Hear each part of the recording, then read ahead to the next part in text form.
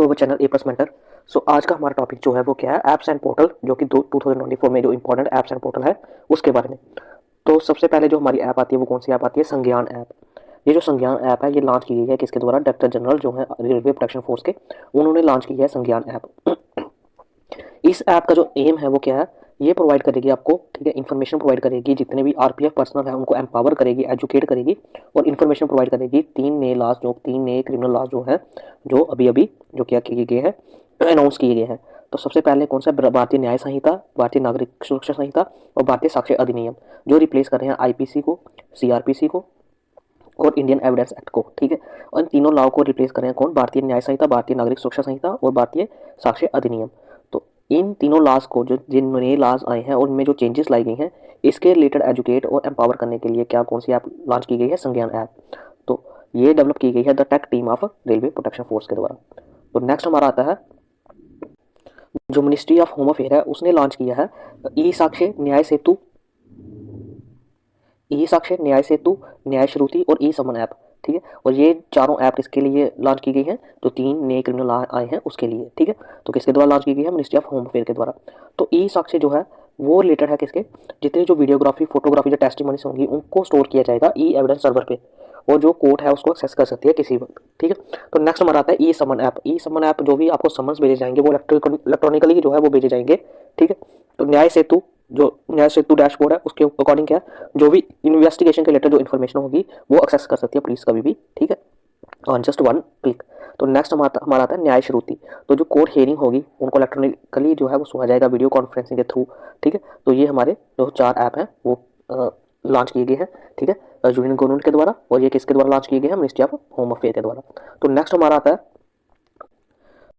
Portals for modernised media landscape, ठीक है। तो यूनियन मिनिस्ट्री जो है उसने लॉन्च किए हैं चार पोर्टल्स, ठीक है, किस लिए, to enhance transparency in government communication.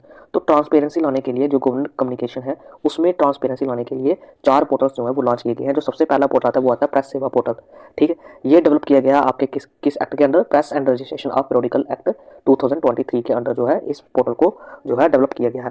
तो ये जो लॉन्च किया गया है ये किसके द्वारा लॉन्च किया गया है, प्रेस इंफॉर्मेशन ब्यूरो के द्वारा, ठीक है। ये एक डिजिटल इनिशिएटिव है जो स्ट्रीमलाइन करेगा to streamline the communication and services provided to media professionals and efficient dissemination of government related information. तो गवर्नमेंट के रिलेटेड जो इन्फॉर्मेशन होगी, ठीक है, उसको क्या करेगा, ये डिसमिनेशन करेगा उसकी, ठीक है, और स्ट्रीमलाइन करेगा कम्युनिकेशन और सर्विसेज, ठीक है, जो मीडिया प्रोफेशनल को प्रोवाइड की जाएगी। इसके अलावा जो जर्नलिस्ट होंगे वो रजिस्टर कर पाएंगे ऑनलाइन, ठीक है, फॉर पीआईबी एक्रीडेशन के लिए। तो नेक्स्ट ये क्या काम करेगा, प्रेस सेवा पोर्टल, जो मिस इन्फॉर्मेशन, ठीक है, जो मिस इन्फॉर्मेशन होगा उसको रिड्यूस करेगा। तो it serves as one stop platform for all official government press release. तो जितनी भी जो गवर्नमेंट प्रेस रिलीज होंगी, ठीक है, वो क्या होंगी, ये जो पोर्टल है ये एक सर्व करेगा one stop platform, as a one stop platform के लिए, ठीक है। तो जो जर्नलिस्ट होंगे वो क्या कर सकते हैं, इसके थ्रू, इस पोर्टल के थ्रू एक्सेस कर सकते हैं authentic content for their reporting. तो नेक्स्ट हमारा आता है press and registration of periodical act 2023। तो ये जो हमने एक्ट पढ़ा इसके बारे में जो है थोड़ा बहुत हम जो नॉलेज है वो गेन कर लेते हैं। ये एक्ट क्या करता है, this act provides for the registration of newspapers, periodicals and books and also provides for the cataloguing of books. तो ये न्यूज़पेपर की रजिस्ट्रेशन, periodical की और बुक्स की रजिस्ट्रेशन जो है इस एक्ट के रिलेटेड जो अंडर जो होती है, ठीक है। तो periodicals do not include books और साइंटिफिक एंड अकेडमिक जर्नल। तो periodicals में जो ऐसी बुक्स जो कि साइंटिफिक है, जो अकेडमिक जर्नल है, उनको इंक्लूड नहीं किया जाता, ठीक है। तो तो books as a subject are जो बुक्स हैं, ठीक है, क्योंकि प्रोडिकल्स के अंडर नहीं आती, है किसके अंडर आती है, these are administered by ministry of education, ठीक है। तो नेक्स्ट हमारा आता है transparent empanelment media planning and e billing system. So इसके अंदर क्या है, जैसे मान लो कि जो गवर्नमेंट है उसने क्या करना है, अपनी कोई इन्फॉर्मेशन है जो लोगों तक पहुंचानी है, ठीक है। तो उसके लिए क्या किया जाता है, एक प्रेस कॉन्फ्रेंस की जाती है, या फिर उसको क्या किया जाता है, जो भी पैनल्स होते हैं, ठीक है, अलग अलग न्यूज़ चैनल्स होंगे, ठीक है, जो मीडिया आउटलेट होते हैं जैसे इंक्लूडिंग न्यूज़पेपर, ठीक है, टीवी चैनल्स, तो उनको क्या किया जाता है, उनको बुलाया जाता है, ठीक है। और या इसके थ्रू जो ट्रांसपेरेंट एम्पैनलमेंट होगा, इसके थ्रू क्या किया जाएगा, उन सभी जो मीडिया आउटलेट्स होंगे उनको क्या किया जाएगा, ऑनलाइन रजिस्टर किया जाएगा, ठीक है।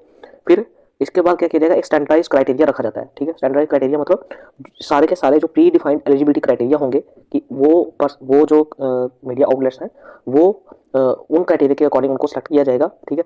और जो गवर्नमेंट कम्युनिकेशन, जो गवर्नमेंट अपनी इंफॉर्मेशन जो शेयर करना चाहती है लोगों को, ठीक है, वो उन मीडिया आउटलेट्स के थ्रू जो है वो बाहर भेजा जाएगा। ठीक है, तो इसके बाद मीडिया प्लानिंग, ठीक है, जो मीडिया प्लानिंग होगी, अब मीडिया प्लानिंग क्या है, एक स्ट्रैटेजिक प्लानिंग की जाती है, ठीक है, फॉर गवर्नमेंट एडवर्टाइजमेंट। तो इस जो पोर्टल्स के थ्रू क्या किया जाएगा, मीडिया प्लानिंग जो ये जो मीडिया प्लानिंग है ये भी की जाएगी। ठीक है, अब ई बिलिंग सिस्टम, जो मीडिया आउटलेट है जो गवर्नमेंट इन्फॉर्मेशन को एडवर्टाइजमेंट कर रहे हैं, ठीक है, एडवर्टाइज कर रहे हैं, तो वो अब उनको बिलिंग भी करनी है। ठीक है, तो इस ई बिलिंग सिस्टम के थ्रू क्या किया जाएगा, बिलिंग जो है उन मीडिया आउटलेट्स को की जाएगी। ठीक है, तो ये जो transparent empanelment media planning and e billing system है, ये it was introduced for central bureau of communication. तो ये किसके लिए लाया गया है, सेंट्रल ब्यूरो ऑफ कम्युनिकेशन के लिए लाया गया है।